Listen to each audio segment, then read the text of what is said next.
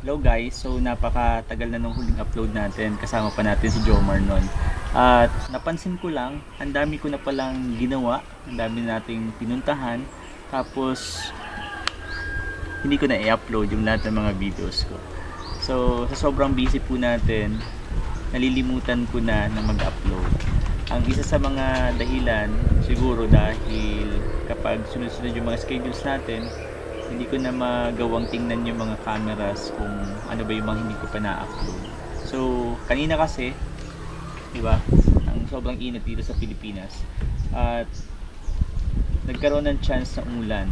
At para sa akin, nakaka-refresh yung ganong feeling.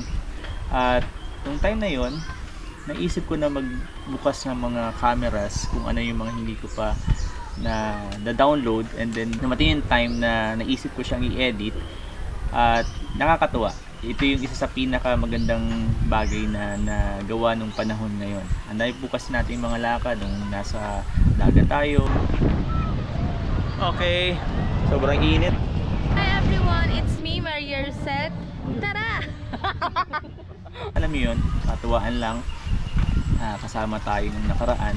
Nakaka-enjoy yung dagat. At nakakatuwang isipin na meron tayong magandang dagat dito sa ating lugar. Pangalawa, nagpunta rin tayo ng Manila. Hindi ko rin yun na ni-upload. Although may mga videos ako, may mga clip ako na nakunan, diba, sa aking camera. Pero hindi ko rin siya na-upload. Kaya ngayon, siguro habang nagkikwento ako sa inyo, papakita ako sa inyo yung mga nangyari. Kasi lahat ng yun is memorable, napakaganda, napakasaya ng mga experience, marami tayong natutunan. And then at the same time, marami rin din tayong ginagawa dito sa church, di ba?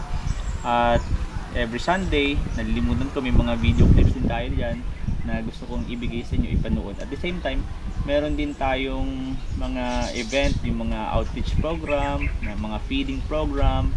Meron din tayong event sa mga youth. Sobrang dami. Nga lang, dahil nga sa isang attitude siguro na o problema sa akin, yung tinatamad lagi ako mag-edit. At yun yung problem natin para sa pag-release ng mga videos natin sa YouTube na hindi ko agad na i-upload. So yun, sa mga viewers natin, hindi ko alam kung sana magtuloy-tuloy. Hindi ko alam kung bakit tayo ganito.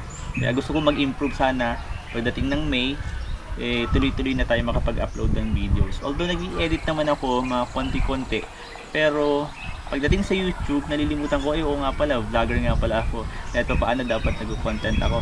Pero, yun, tulungan niyo po ako, samahan niyo po ako na tuloy-tuloy pa rin tayong mag-upload kahit ilan lang naman sa atin yung nanonood. Pero ako po yung masaya na kayo nandyan para i-support, and then, kumbaga, yung panonood po ninyo, yung maiksing oras ninyo para makita yung lahat ng ginagawa natin dito, malaking bagay po yun sa akin. Ako po ay nagpapasalamat ng sobra dahil alam kong naglalaan kayo ng oras. Kahit pa hindi naman maganda yung mga edits natin, mga videos natin, pero ako po ay masaya na nandyan kayo para sa ating mga video. Sana po suportahan niyo po ako, at yung mga kikitain naman natin dito kung sakaling meron, ilalagay din natin sa mga ginagawa po natin, katulad ng mga outreach program sa mga bata o mga feeding program, ganyan. So yun lang, siguro samahan nyo po ako hanggang sa mga susunod na videos pa natin. Muli, it's me your Papa, it's me, Papa Talk.